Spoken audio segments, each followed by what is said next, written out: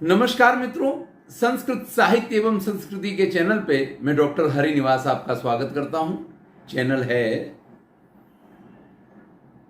ऐसा जिस पे आपको संस्कृत साहित्य से संबंधित सभी सामग्री उपलब्ध है, चाहे वो रामायण हो, चाहे वो महाभारत हो, चाहे वो श्रीमद् भगवद गीता हो, चाहे वो कालिदास की रचनाएं हों, भास की रचनाएं हों, भभूति की रचनाएं हों, चाणक्य नीति हो, विदुर नीति हो, उपनिषद हों, आपके वेद हों, जो आपको देखना है, मनुस्मृति हो, याज्ञवल्क्य स्मृति हो, यहां बहुत कुछ है आपके लिए। आनंद लीजिए। अच्छा लगे तो मित्रों के साथ शेयर कीजिए। इस समय हम हितोपदेश में चर्चा कर रहे हैं कि धन जीवन के लिए आवश्यक तो होता है, लेकिन वास्तव में उन्हीं का धन है जो अपने धन का या तो दान करते हैं या उपयोग करते हैं। बाकी तो धन कमाना कठिन, धन की सुरक्षा कठिन, नष्ट हो जाए तो पीड़ा अधिक। और अगर आप उपभोग नहीं कर रहे हैं, अगर आप दान नहीं कर रहे हैं, तो नष्ट तो होना ही होना है। आगे मंथर उस हिरण्यक को समझाते हुए कहता है, जन्मनि क्लेश बहुले किम्नु दुखम अतः परम इच्छा संपद्यतो नास्ति यथेच्छा ना निवर्तते। अब देखिए जीवन की विडंबना कैसी है कि इस सारे जीवन में सुख तो कम मिलता है, क्लेश बहुले, दुख ही ज्यादा होता है। बचपन में जब मां के गर्भ में रहे तो गर्भ की पीड़ा थी, किस तरीके से उल्टे लटके हुए हैं। चलो बाहर आ गए तो फिर ये स्थिति कि कुछ कह नहीं सकते हैं, चींटी काट रही है तो भी नहीं कह सकते हैं, बस रोना रोना रोना, दर्द हो रहा है पेट में और मां दूध पिला रही है, तो तब भी पीड़ा में रहे। थोड़े समझदार हुए तो समझदारी में एक ही समझदारी आई कि चॉकलेट खानी है। अब चॉकलेट नहीं मिलती है, माता पिता उसकी अनुमति नहीं देते हैं, कोई देता है उसकी तरफ हाथ बढ़ा दो तो इतनी जोर से आंखें दिखाई जाती हैं, वो भी काल ऐसे ही गया। चलो भैया थोड़े बड़े हो गए, थोड़े समझदार हो गए, कहीं प्रेम हो गया तो फिर अपनी इच्छाएं पूरी नहीं हो रही हैं। और जब आपने इन सब से ऊपर बढ़ के अपना घर, अपना परिवार, अपनी नौकरी, सब कुछ अपना कर लिया, तब एक बार ऐसा लगा कि अब सब कुछ पूरा हो जाएगा, लेकिन तब पता चला कि असली इच्छाओं का पिटारा तो अब खुला है। और फिर जैसे जैसे उम्र बढ़ती चली जाती है, वैसे वैसे ये इच्छाएं, ये आकांक्षाएं, ये आशाएं, ये बढ़ती ही चली जाती हैं। और जितनी इच्छाएं बढ़ेंगी, जितनी आकांक्षाएं बढ़ेंगी, जितनी आशाएं बढ़ेंगी, क्लेश बहुले, उतना ही क्लेश बढ़ेगा। तो मंथर कह रहा है, इस संसार में इससे ज्यादा दुख की और क्या बात हो सकती है कि व्यक्ति अपनी इच्छा के अनुसार जी नहीं सकता है। विवाह से पहले भी, विवाह के बाद भी, यहां तक कि मान लीजिए किसी के पति या किसी की पत्नी का अवसान हो जाए तो उसके बाद भी अपनी इच्छा के हिसाब से तो व्यक्ति चल ही नहीं सकता, जी ही नहीं सकता है। और धन से जिन इच्छाओं की पूर्ति होनी है वो भी पूरी नहीं होती है। भाई इतना धन कभी किसी के पास बढ़ता ही नहीं है कि वो अपनी सारी इच्छाएं पूरी कर ले। तो जिस धन से आपके जीवन का दुख दूर नहीं हो सकता है, जिस धन से आपकी सभी इच्छाएं पूरी नहीं हो सकती हैं, जो धन आपको सिर्फ और सिर्फ आसक्ति देता है, वो किस काम का है? धनम तावद सुलभम लब्धम कृच्छेण रक्षते लब्धनासो यथा मृत्यु तस्माद एतम न चिंतयेत। पहले भी ये बात कह चुके हैं, जरा दूसरे शब्दों में फिर से कहते हैं कि देखिए भैया, धन को प्राप्त करना, सबसे पहले तो धन को कमाना कठिन है, सुलभ नहीं है धन। ऐसा नहीं है कि कहीं भी पड़ा आपने उठा लिया या थोड़ा सा कुछ किया आपको उसकी प्राप्ति हो जाएगी, बड़ी मेहनत करवाता है। तब धन की प्राप्ति होती है। तो सबसे पहली बात तो यह है कि धन सुलभ नहीं है, कठिनता से, मुश्किल से, काफी मेहनत के बाद प्राप्त होता है। प्राप्त हो गया, दूसरी समस्या शुरू हो गई, कृच्छेण रक्षते, इसकी रक्षा करना भी टेढ़ा काम है। अरे भाई, घर बनवा लिया, घर में सोना चांदी इकट्ठा कर लिया, अब उसको या तो लॉकर में रखो तो भी डर लगता है, और घर पे रह गया तो कोई ना कोई उसकी सुरक्षा के लिए घर पे होना चाहिए। यानी आपको उस धन ने, उस संपत्ति ने और बंधन में डाल दिया। तो पहले तो प्राप्त करना कठिन है, और प्राप्त हो जाए तो बड़ी मुश्किल से इसकी रक्षा हो पाती है। इससे पिछले वीडियो में कहा था, अग्नि, राजा और चोर, ये तीन ऐसे हैं कि आप धन के साथ अगर थोड़ा भी अधर्म कर देते हैं तो आपके धन का नाश कर देते हैं। तो भी अगर धर्म के मार्ग से आपने धन का अर्जन किया है तब तो थोड़ी समस्या कम होती है, लेकिन जो लोग कैसे भी करके धन का अर्जन कर लेते हैं, क्योंकि सुलभ तो है नहीं, उसकी प्राप्ति असुलभ है, मुश्किल से होती है, तो मुश्किल में कभी कुछ गलत चीजें भी हो जाती हैं। तो अगर आप गलत काम करके धन एकत्रित करते हैं तो फिर आप ये मान लीजिए कि उसकी रक्षा करनी भी कठिन हो जाती है। और जो आपको प्राप्त हुआ है, नाशो लब्ध नाशो, अगर वो नष्ट होता है तथा मृत्यु, तब तो भैया मरने से ज्यादा पीड़ा होती है। सामान्य लोगों की बात हो रही है, ये कंजूस लोगों की तो बात ही नहीं हो रही है। वो तो चमड़ी जाए पर दमड़ी ना जाए, उनकी तो ये स्थिति होती कि शरीर की खाल निकाल लो लेकिन 2 पैसे खर्च नहीं हो जाने चाहिए। लेकिन सामान्य से सामान्य व्यक्ति भी हो, धन किसी का भी नष्ट होता है, उसको मृत्यु तुल्य पीड़ा होती है। तो भैया, जिसकी प्राप्ति कठिन, जिसकी रक्षा कठिन, और जिसके नष्ट होने पे मृत्यु जैसा दुख हो, तो ऐसे धन के पीछे क्या पड़ना, एतन न चिंतयेत, इसकी चिंता नहीं करनी चाहिए। तृष्णाम चेह परित्यज्य को दरिद्रः को ईश्वरः तस्मात् चेत् प्रसरो दत्तो दास्यम च शिरसि स्थितम्। बहुत सुंदर बात कहते हैं कि अगर आपके मन में तृष्णा नहीं है तो कौन यहां पे दरिद्र है और कौन यहां ईश्वर यानी धनवान है। जिसके मन में तृष्णा है वो धनवान होके भी दरिद्र है, और जिसके मन में तृष्णा नहीं है वो दरिद्र होके भी ईश्वर है, धनवान। मैं कई बार कहता हूं, आजकल 400-500 रुपया की मजूरी करने वाला मजूर आता है और उससे शाम को कहो यार आधे घंटे और काम कर लो, तुमको 200 रुपया ज्यादा दे देंगे, यानी आधे दिन की मजूरी ज्यादा दे देंगे अगर 1 घंटे काम कर लो।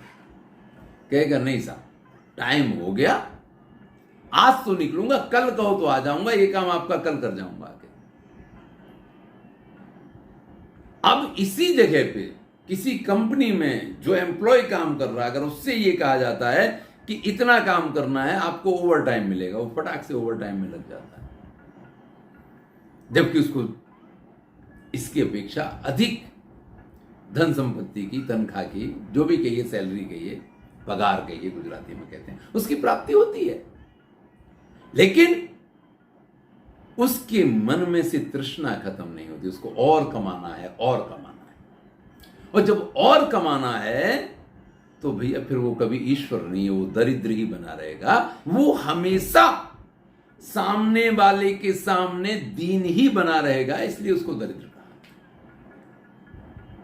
तस्याश्चित प्रसरो दत्तो दास्यम च शिरसि स्थितम्। एक बार जब तृष्णा आपके हृदय में स्थान बना लेती है तो फिर आप हमेशा के लिए सिर झुकाए हुए दास की तरह होते हैं, या वो तृष्णा आपके सिर पे, वो दास आपके सिर पे सवार हो जाती है। समझ लीजिए, जो उदाहरण मैंने दिया वही उदाहरण पर्याप्त है कि आपके मन में तृष्णा है तो आप ऑफिस में जाएंगे, अपने मैनेजर की, अपने साहब की थोड़ी जिसको कहते हैं कि मक्खन पॉलिश भी करेंगे। क्यों करेंगे? क्योंकि जो कुछ भी फेवरिज्म है वो आपको मिलना चाहिए, आपके किसी दूसरे साथी को नहीं मिल जाना चाहिए। तो दासता का भाव ये हमेशा फिर सिर पे चढ़ जाता है जिसके मन में तृष्णा।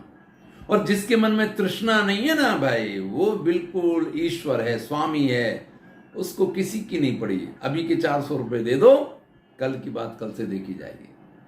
फोन कर देना साहब, टाइम होगा तो कल आ जाएंगे, नहीं तो किसी को बुला लेना, कोई बात नहीं, मेरे भरोसे तो नहीं रहना। ये एटीट्यूड होता है, क्योंकि वहां कोई तृष्णा नहीं है। जो मिल गया, आज 400 मिले, मेरा घर आज आराम से खा पी के सो जाएगा, कल की कल से देखी जाएगी। जो तृष्णा में डूबे हुए हैं, वो मुकेश अंबानी भी अपने भाई से झगड़ा कर लेगा कि संपत्ति का इतना हिस्सा तो हमारा है, ये तो हमने किया, ये तो हमने किया। ये तृष्णा के कारण होता भी है।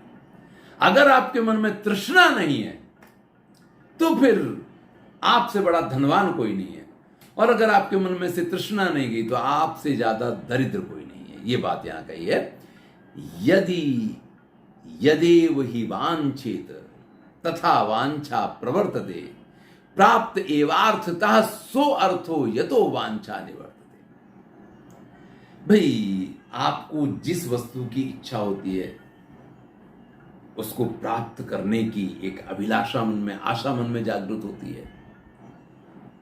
अब जब आप उस वस्तु को प्राप्त कर लेते हैं तब आपकी इच्छा पूरी हो जाती है। यानी एक साइकिल है, मन में इच्छा का होना, उस इच्छा को प्राप्त करने की मन में आशा जगना, और फिर उसके लिए प्रयत्न करना और उसकी प्राप्ति होना, तो इच्छा पूरी हो जाएगी। लेकिन भैया ऐसा होता नहीं। एक इच्छा पूरी हो उससे पहले नई इच्छा खड़ी हो जाती है। देखिए, मेरे जीवन के साथ ये शब्द कुछ विचित्र ढंग से जुड़ा हुआ है। हम लोग, हमारे पिताजी जब आर्मी में हुआ करते थे तो लास्ट पोस्टिंग उनकी गुड़गांव थी, ढूंढाहेड़ा में। और तब हम गुड़गांव के पास एक गांव हुआ करता था सुखराली, वहां रहा करते थे। देखिए, गांव का नाम ही सुखराली, आजकल तो बहुत विकसित हो गया। उस टाइम पे गांव हुआ करता था। हमारे घर के सामने एक बड़ा सा तालाब होता था और बस वहीं से पानी भरते थे। पास में स्कूल था, वहां कुआं था, वहां से पानी भर लिया करते थे। सभी सुख थे सुखराली में। घर में लाइट नहीं थी लेकिन सुख सारे थे, सबके मन आनंद में थे। वहां से चले हम सूरत आए, और सूरत आए तो आकर के हम रहे इच्छापुर में। जगह का नाम है इच्छापुर। जैसे सारी इच्छाएं ऊपर वाले ने वहां पूरी की। वहां एक मंदिर है, माता जी का नाम है आशापुरा, यानी आपकी आशाओं को जो पूर्ण करते हैं। तो ये कुछ जीवन के साथ जुड़ा हुआ, इसलिए आपसे कहा, व्यक्ति के मन में जो इच्छाएं होती हैं उनको पूर्ण करने की मन में आशा होती है, और जब वो आशा पूर्ण होती है, यानी इच्छा पूरी होती है, इच्छा पूरी हो जाती है। लेकिन ऐसा होता नहीं है। मैंने आपसे कहा, होता क्या है जीवन में कि एक इच्छा पूरी होने से पहले नई इच्छा मन में जागृत हो जाती है। तो आप ये कह सकते हैं कि इच्छाओं का अंत नहीं है, लेकिन कोई इच्छा ही पूरी ना हो, ऐसा नहीं होता है। इच्छाएं तो पूरी होती रहती हैं, लेकिन चूंकि इच्छाओं का अंत नहीं है, इसलिए हमारे दुखों का अंत नहीं आता है। तो यही बात मंथर ने हिरण्यक को समझाई है कि भैया, कहीं ना कहीं एक स्थान तो ऐसा आप बनाएंगे ना कि ये हमारी इच्छा है। लोग कहते हैं कि अंतिम इच्छा है, बस एक बार इतना हो जाए तो हमारे जीवन की अंतिम इच्छा पूरी हो गई। ऐसा बहुत सारे लोग बोलते हैं। तो किसी एक इच्छा को लेकर के तो ऐसा मान लो, और जब आप ऐसा मान लेंगे तो वांछा निवर्तते, तो वहां आकर के उस अर्थ की सिद्धि के बाद आपकी इच्छाएं पूर्ण हो जाएंगी। किम बहुना पक्षपातेन, मैं ज्यादा क्या कहूं आपसे, मयैव सह अत्र कालो नियताम। अगर मेरी बात मानो तो मेरे साथ ही तुमको अब यहां रह करके अपना समय व्यतीत करना चाहिए। धन का लोभ छोड़ दो, जो धन चला गया उसका टेंशन छोड़ दो, उसकी चिंता छोड़ दो, किसी ने आपके साथ क्या किया सब भूल जाओ। भैया जीवन में सुखी होना है तो पुरानी जो भी घटनाएं हैं, वैसे ऊपर वाले ने ये शक्ति तो हमें दी ही है कि हमारे साथ घटित हुई घटनाओं को भूलने की हमें बड़ी अच्छी क्षमता होती है। ये बात अलग है कि अच्छी बातें हम जल्दी भूल जाते हैं और बुरी बातें भूलने में बड़ा टाइम लगता है, क्योंकि हम उन्हें बार बार दोहराते रहते हैं, याद करते रहते हैं। तो यहां मंथर कह रहा है सब कुछ भूल जाओ। अब मैं ज्यादा कुछ नहीं कहना चाहता हूं, सिर्फ इतना कहता हूं अब मेरे साथ रहो और यहां एकदम आनंद के साथ आपका समय व्यतीत हो। और फिर जो बात कहता है मित्रता के लिए बहुत बड़ी बात है, आमरणांता प्रणयो कोपात क्षण भंगुरा परित्यागास्य निस्संगा भवंति ही महात्मना। मैं ऐसा नहीं है कि आपका मुंह छूने के लिए, कि आपसे सिर्फ कहने के लिए कह रहा हूं। देखिए महात्मा लोगों की यह विशेषता होती है कि आमरणांत प्रणयो, उनका जो प्रेम होता है वो मरणांत होता है, मर जाएंगे, लेकिन ना तो उनका प्रेम कम होगा, समाप्त होने की तो बात ही नहीं हो सकती है। भाई प्रेम है तो क्रोध भी आएगा, खाली प्रेम से तो सारी जिंदगी नहीं चल सकती है, चाहे वो मित्र हो, चाहे पति पत्नी हो, चाहे माता पिता हो। यानी बच्चों के माता पिता के बीच में, पति पत्नी के बीच में, मित्र मित्र के बीच में, ये तो होना ही चाहिए। खाली प्रेम और स्नेह से सारी जिंदगी नहीं चल सकती है, कहीं ना कहीं क्रोध, कहीं ना कहीं। लेकिन जो महात्मा लोग होते हैं उनका क्रोध क्षण भंगुर होता है। किसी बात को लेकर के गुस्सा आ गया तो आ गया, ठीक है, जो कहना था कह दिया। अब ये थोड़ी कि उसकी गांठ बांध के रख ली। परित्यागाश्च निस्संगा।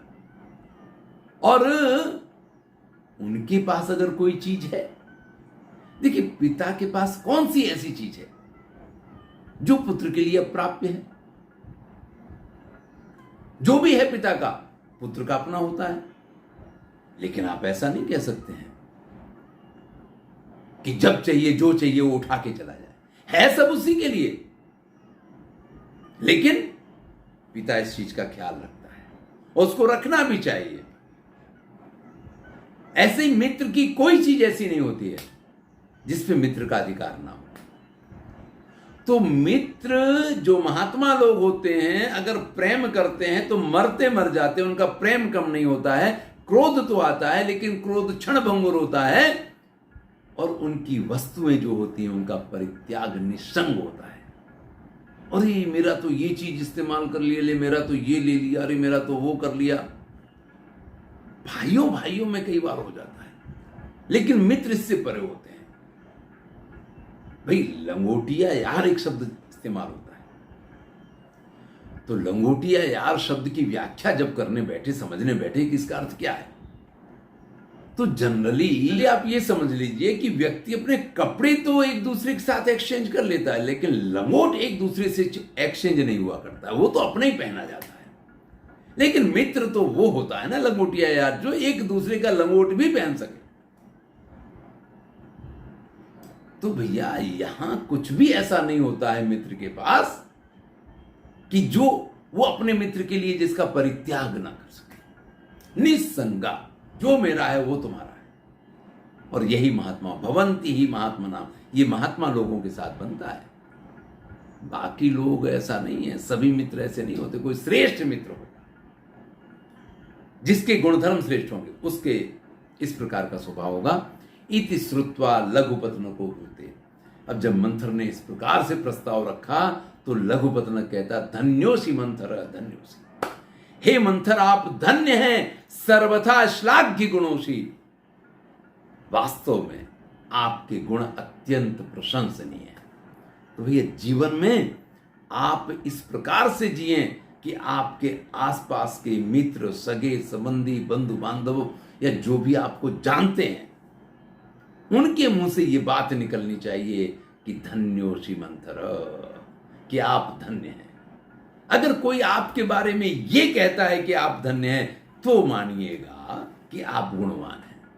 अपने मुंह से तो सभी अपनी अपनी तारीफ कर लिया करते हैं। चलिए इससे आगे की चर्चा अगले वीडियो में करेंगे। मैं हूं डॉक्टर हरिनिवास। आनंद लीजिए।